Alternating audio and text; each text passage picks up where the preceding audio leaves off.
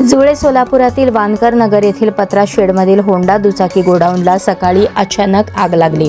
काही वेळातच ही आग अधिकच पसरली. या भीषण आगीत सुमारे 25 लाखांचे नुकसान झाल्याची शक्यता वर्तवली जात आहे.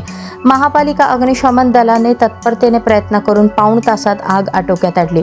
अग्निशमन दलाने तत्परता दाखवून येथील सुमारे 2 कोटी रुपयांच्या गाड्यांसह साहित्य आगीपासून वाचवले.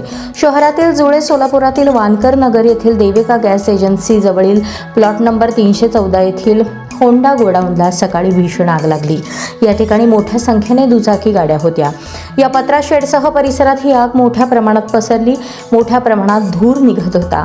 दरम्यान सकाळी 11:15 वाजता आग लागल्याची माहिती महापालिका अग्निशमन दलास कळवण्यात आली. माहिती मिळताच अग्निशमन दलाचे अधीक्षक राकेश साळुंके यांनी होडगी नाकाजवळील अग्निशामक दल केंद्रातील गाड्या तात्काळ पाठवली. दलातील जवानांनी तात्काळ आग विझवण्यासाठी प्रयत्न सुरू केले. अग्निशमन दलाच्या 6 गाड्या पाण्याचा मारा करून ही आग आटोक्यात आणण्यात आली.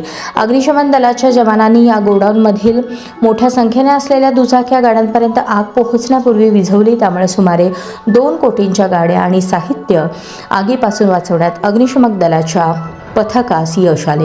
अग्निशामक दलाचे अधीक्षक राकेश साळुंखे यांच्या मार्गदर्शनाखाली सहाय्यक अधीक्षक अच्युतराव दुधाळे यांच्या माध्यमातून जवानांनी 6 गाड्यांद्वारे ही आग पाऊण तासाच्या कालावधीत आटोक्यात आणली. सर्वत्र पाण्याचा मारा करून अखेर आग विझवण्यात आली. या घटनेत कोणतीही जीवितहानी झाली नाही. दरम्यान या आगीमध्ये गोडाऊनमधील स्पेअर पार्टसह इतर साहित्य असे एकूण सुमारे 25 लाखांचे नुकसान झाले असल्याची शक्यता वर्तवली जात आहे. या ठिकाणी दुचाक्या गाड्यांना एक्सेसरीजचे साहित्य लावण्यात येत असल्याचे सांगण्यात आले. घटनास्थळी लोकांची मोठी गर्दी झाली होती.